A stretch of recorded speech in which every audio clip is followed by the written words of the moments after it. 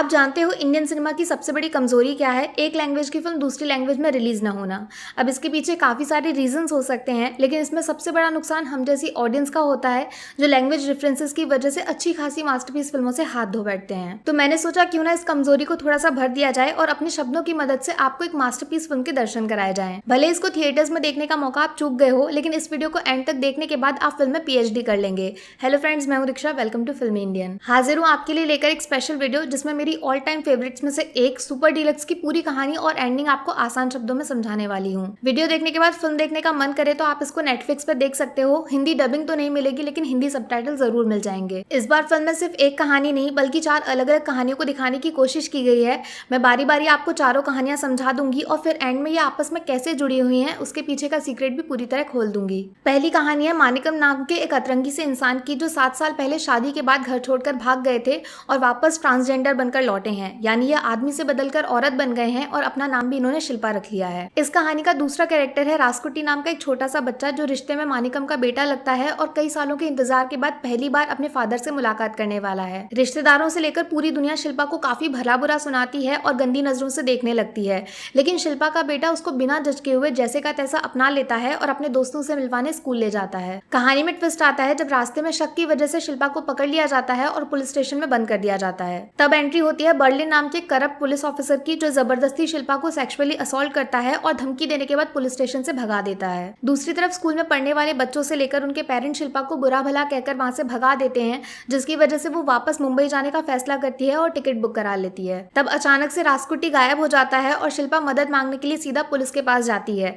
लेकिन बर्लिन एक बार फिर से उसका फायदा उठाने की कोशिश करता है, जिसके बदले में शिल्पा उसको मौत की बद्दुआ देती है। टूटे दिल के साथ जब शिल्पा घर वापस लौटती है तो रास्कुटी को वहां पहले से देखकर चौंक जाती है, जो उसके मुंबई जाने के फैसले से नाराज होकर घर वापस लौट गया था और खुद को कमरे में बंद कर लेता है। लास्ट में शिल्पा पूरी दुनिया को पीछे छोड़कर अपने बेटे को चुनती है और उसके साथ रहने का फैसला करती है। उसकी पत्नी भी उसको हर तरीके से अपनाने के लिए तैयार हो जाती है और कहानी का हैप्पी एंडिंग हो जाती है। दूसरी कहानी है 5 दोस्तों के बारे में, जो स्कूल की छुट्टी मारकर एक अडल्ट फिल्म देखने का प्लान बनाते हैं, लेकिन कहानी में ट्विस्ट आता है जब टीवी पे उन लड़कों में से एक, सूरी की मदर, उस फिल्म की एक्टर निकलती है, जिसकी वजह से वो टीवी फोड़ देता है और अपने घर भाग जाता है। बचे हुए दोस्त मिलकर एक नए टीवी खरीदने का प्लान बनाते हैं, जिसकी वजह से वो एक लोकल डॉन के पास पहुंच जाते हैं, जो उनको किसी दूसरे इंसान की जान लेने के मिशन पर भेज देता है। बेचारे लड़के मिशन में बुरी तरह फेल हो जाते हैं, जिसके बदले में डॉन के लात घूसों के साथ गालियां भी सुननी पड़ती हैं और इसी भागदौड़ में डॉन साहब का टीवी भी टूट जाता है। अब 2 नए टीवी खरीदने पड़ेंगे, लेकिन जेब में एक पैसा भी नहीं है। तब ये दोबारा एक नया प्लान तैयार करते हैं और एक दुकान चलाने वाले सेठ के घर चोरी करने पहुंच जाते हैं। पैसे तो मिल जाते हैं, लेकिन दिक्कत सिर्फ एक है, नोट डिमोनेटाइज हो चुके हैं और अब इनकी कीमत 0 यानी 0 हो चुकी है। गलती सुधारने के लिए जब ये वापस सेठ के घर में घुसते हैं तो इनकी मुलाकात होती है एक टीनेज सुंदर लड़की से,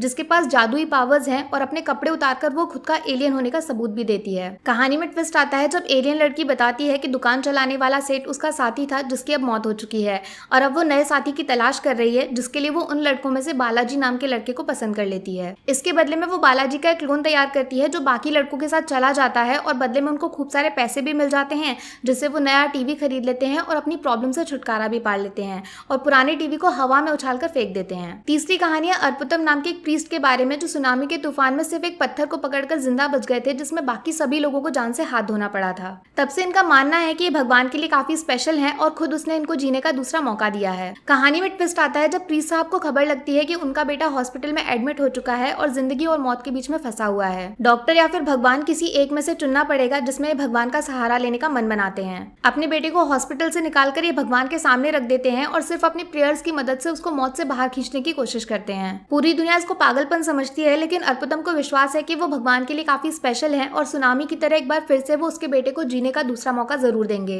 लेकिन धीरे धीरे टाइम गुजरने लगता है और लड़के की हालत खराब होने लगती है, जिसकी वजह से उसको दोबारा डॉक्टर के पास एडमिट करना पड़ता है। जिंदगी तो बच सकती है, लेकिन इलाज काफी महंगा है और प्रीस्ट साहब के पास पैसों के नाम पर कुछ खास नहीं है। उसी दिन अचानक रास्ते पे अर्पुतम की मुलाकात एक दूसरे इंसान से होती है, जिससे बात करके पता चलता है कि वो भी सुनामी के तूफान में जिंदा बच गया था।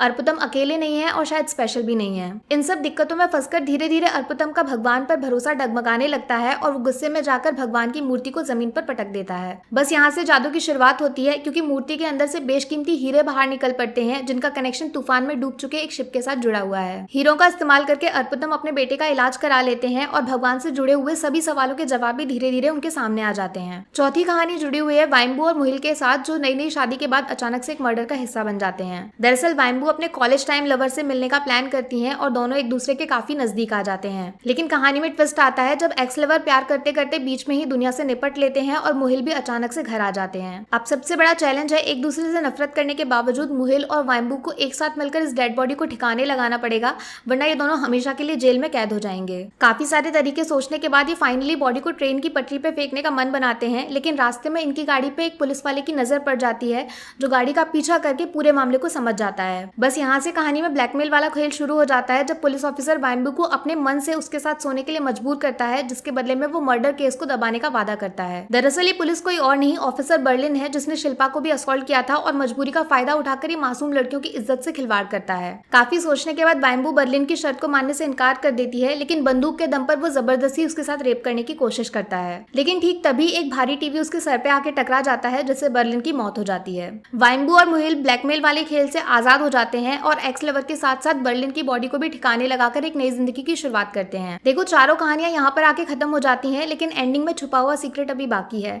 दरअसल पहली कहानी में शिल्पा बर्लिन को मौत की बद्दुआ देती है और ट्रांसजेंडर की बद्दुआ को काफी खतरनाक माना जाता है। दूसरी कहानी में सूरी जिसको टीवी पर देखता है वो उसकी माँ लीला है, जो तीसरी कहानी वाले प्रीस्ट की पत्नी भी है। गुस्से में सूरी लीला को जान से मारने निकलता है, लेकिन सीढ़ियों पर फिसलकर चोटिल हो जाता है, जिसको हॉस्पिटल में एडमिट करना पड़ता है। इस हादसे की वजह से ही प्रीस्ट के मन में भगवान को लेकर सवाल पैदा होते हैं और जिस दूसरे इंसान से वो टकराते हैं वो कोई और नहीं शिल्पा ही है, जो सुनामी में तूफान में फंसकर जिंदा बच गई थी। और सबसे बड़ा ट्विस्ट, जो टीवी बर्लिन के ऊपर अचानक से गिरता है वो कोई और नहीं वही टीवी है जिसको नया टीवी खरीदने के बाद ये चारों लड़के नीचे फेंक देते हैं, जो शिल्पा की बद्दुआ को सच कर देता है। अब सबसे बड़ा सवाल आपके मन में हुआ कि ये सब तो ठीक है, लेकिन इस कहानी का असली मीनिंग आखिर है क्या? डायरेक्टर साहब क्या बताना चाहते हैं? इसका जवाब थोड़ा टेढ़ा जरूर है, लेकिन मजेदार है। देखो फिल्म का सिर्फ एक मकसद है, इस दुनिया की रियलिटी को हमारे सामने लाना, फिर चाहे वो कोई इंसान हो, भगवान हो या फिर एलियन ही क्यों ना हो, पूरा यूनिवर्स एक धागे में बंधा हुआ है। जरूरी नहीं है कि हम बाकी पूरी दुनिया के बारे में समझते हो या फिर हर किसी को नाम से जानते हो, लेकिन अगर वो एग्जिस्ट करता है तो कहीं ना कहीं आपकी जिंदगी उसके साथ बंधी हुई है। साइंस की भाषा में बोलूं तो पूरी दुनिया एक सेल से बनी है, जो बाद में अनगिनत हिस्सों में बंटकर दूर दूर फैल गया है, लेकिन कितना भी दूर क्यों ना हो एक सेल हमेशा दूसरे सेल से जुड़ा होता है। आसान शब्दों में बोलूं तो आप अपनी जिंदगी को कितना भी कठिन या फिर आसान बना सकते हो, लेकिन अगले पल क्या होने वाला है वो पहले से लिखा हुआ है, उसको बदलने की कोशिश बेकार है। इसीलिए हंसते रहिए, मुस्कुराते रहिए और लाइफ को सुपर डिलक्स बनाइए। बाकी वीडियो में कुछ पसंद आया हो या फिर कुछ शिकायत करनी हो तो मैं आपको इंस्टाग्राम पे भी मिल जाऊंगी, वरना थोड़ा सा इंतजार करिए, मिलूंगी आपसे अगले वीडियो में। Take care, bye bye.